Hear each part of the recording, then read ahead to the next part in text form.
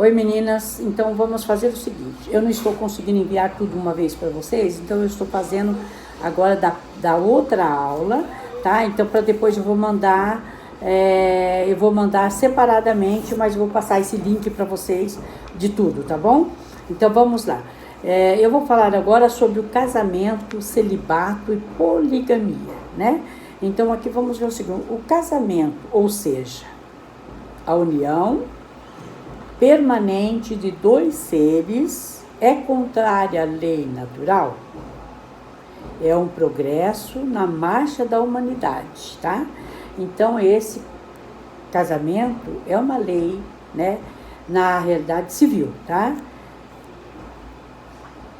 E o divórcio é uma lei humana, como eu já falei para vocês. Então o que eu ia falar para vocês agora é sobre a poligamia. O que é a poligamia, né? A poligamia, gente, é o matrimônio de um com muitos, né? O polígamo é aquele que tem mais de um cônjuge ao mesmo tempo. A poligamia é uma lei humana, cuja abolição marca um progresso social, né? Mas o casamento, segundo as vistas de Deus, deve fundar-se na afeição dos seres, que se une. Na poligamia não há essa verdadeira afeição, não há mais do que sensualidade, porque quem está com dois ou mais é porque não ama ninguém. Então, não é uma lei, é uma lei humana e não uma lei de Deus, né? Então aqui vamos ver a monogamia. O que é a monogamia? A monogamia é uma lei natural condizente com a espécie humana, né? E pertence também a uma lei natural, visto que, tendo por base a união permanente dos seres, permite que se estabeleçam entre ambos condições afetivas necessárias para acolher espíritos em vias de reencarnarem. Então, a poligamia, ela pode ser polígnia ou poliandria, né? Polígnia é o casamento do homem com muitas mulheres, né? O polígamo é o homem que tem mais, então, de uma mulher.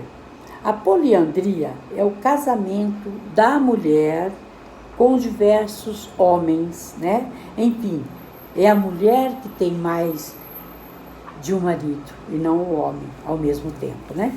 Então, veja bem, nós temos aí, né, essas leis da poligamia, né? Essas leis da poligamia, que ela é uma lei humana, né?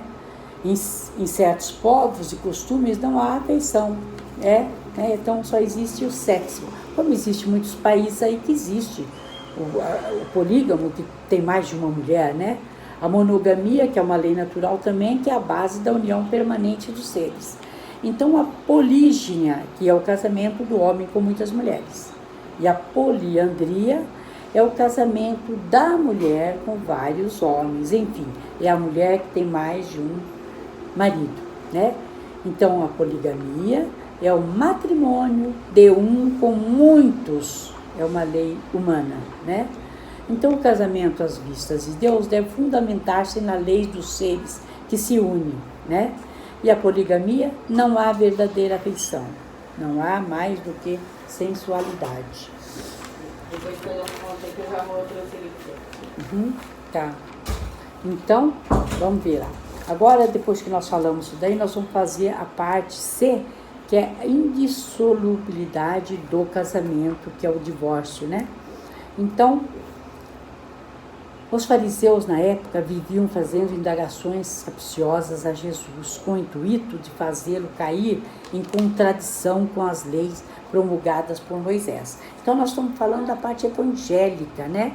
Então que naquela época eles queriam pegar Jesus sempre de uma certa forma em contradição, né? Então é permitido ao homem devolver sua mulher por qualquer causa? Eles perguntaram a Jesus. Então foi por causa da dureza de vossos corações que Moisés permitiu devolver vossas mulheres, mas isso não foi desde o princípio. Também vos declaro que todo aquele que devolve sua mulher, se não for em caso de adultério, né, ou outra esposa, né, comunga com o adultério. Aquele que esposa a esposa de outro comete também adultério. Então, tudo isso é adultério. Então, nós temos um Evangelho segundo o Espiritismo que elucida claramente sobre esse colóquio evangélico, que somente as leis de Deus são imutáveis e, portanto, válidas em todos os tempos e em todos os povos. Aquelas promulgadas pelos homens são passíveis de alterações em todos os momentos, né? Modificando de acordo com o progresso do mundo ou do país, né? O que é, então, moral num país pode ser considerado imoral em outro, assim sucessivamente. Então, nós temos aí as leis civis que não existem em dois países iguais. Cada país, ela diverge de um país para outro, tá? Então, a lei civil tem por objetivo regularizar os interesses das famílias. E esses interesses variam segundo os costumes e as necessidades locais, né? Em certos países, só o religioso é necessário. Em outros, é preciso também o casamento civil. Noutros, enfim, só o casamento civil basta. Então, de acordo com cada lugar, com cada país, nós temos uma lei diferente. Embora o casamento seja um cumprimento das leis civis necessárias entre os povos civilizados, é importante sim, né? A união conjugal, enquanto a relação afetiva é de ordem divina. Muitas vezes a união afetiva é a religião dos espíritos, é aquele que são espíritos afins, aqueles que realmente existe amor e que eles não precisam de uma união através de um papel para eles se amarem, né, e se dividirem, né? Então a lei de Deus, ela revela a necessidade dos seres se unirem não somente pelos laços carnais, mas principalmente pela afinidade de sentimentos, né, que é a lei do amor, né, que é a lei divina, né? Então, quando um homem e uma mulher se unem por laços de afetos mútuos e afinidade entre si, essa união é por si indissolúvel, né? Porque está de acordo com as leis de Deus. E os laços de afinidade espirituais são indissolúveis e resistem a todas as fraquezas que nós passamos, né? Agora, vamos perguntar o seguinte sobre o divórcio. O divórcio é uma lei humana que tem por fim separar legalmente o que já está separado. Então, na verdade, aquele que se divorcia, ele não está se separando naquele momento. Ele já vem com um casamento falido, com alguma coisa que já não existe. Então, não é contrária à lei de Deus, porque na realidade nenhum dos dois estão sendo felizes, ninguém está sendo feliz. Eles estão simplesmente regularizando aquela separação onde já não há amor, já não há afeição. Então, eles estão simplesmente legalizando alguma coisa que já estava, né, estabelecido, já estava feito. Então, Jesus não estabeleceu a indissolubilidade do casamento, apenas disse que isso acontecia devido ao endurecimento dos corações, admitindo que a separação poderia acontecer sim, em casos de adultério, onde não há amor verdadeiro, de uma parte ou de outra, né?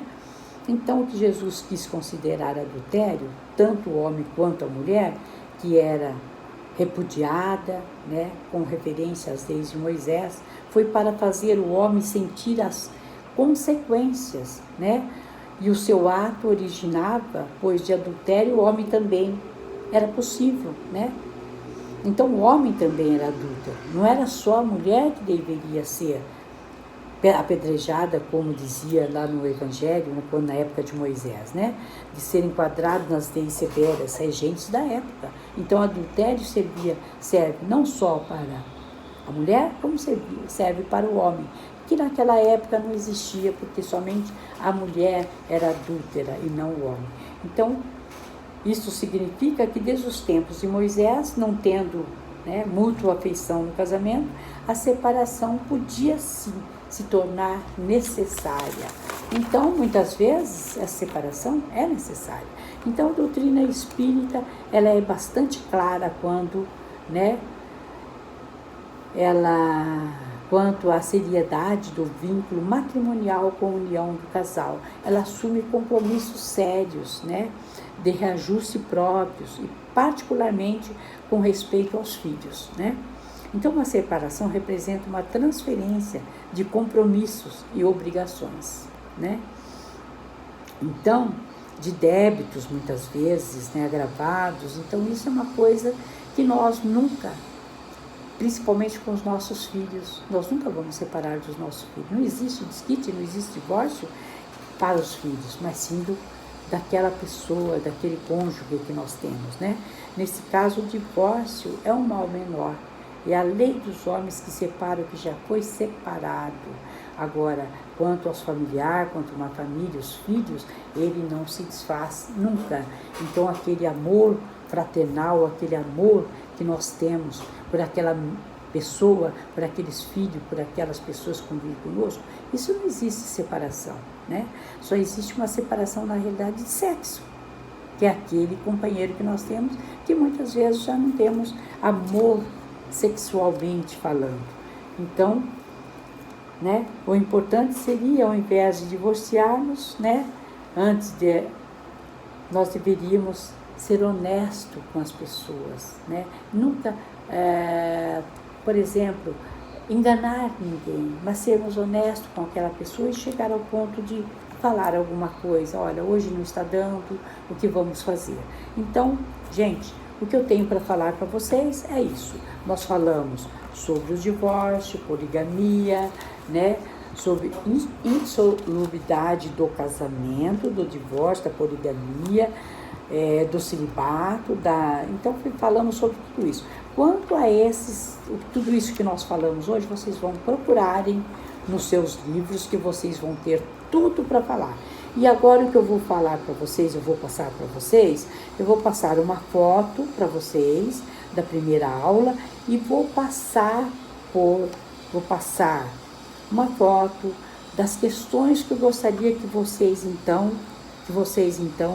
vão responder essas questões. E aí na próxima semana, né, para ver o que vai acontecer na próxima semana, se nós vamos dar continuidade através da aula, né, através de vídeo ou não. Então, gente, fique com Deus, tudo de bom para vocês, que Deus as ilumine, que Deus as proteja. E pensem positivamente sempre, tudo que nós estamos falando sobre o coronavírus, vamos mentalizar Jesus e vamos pedir a Deus que nos dê sustentação para que possamos combater esse vírus que está aí. Então, que Deus abençoe a todos vocês, bom final de semana, um abraço a todos vocês, assim seja.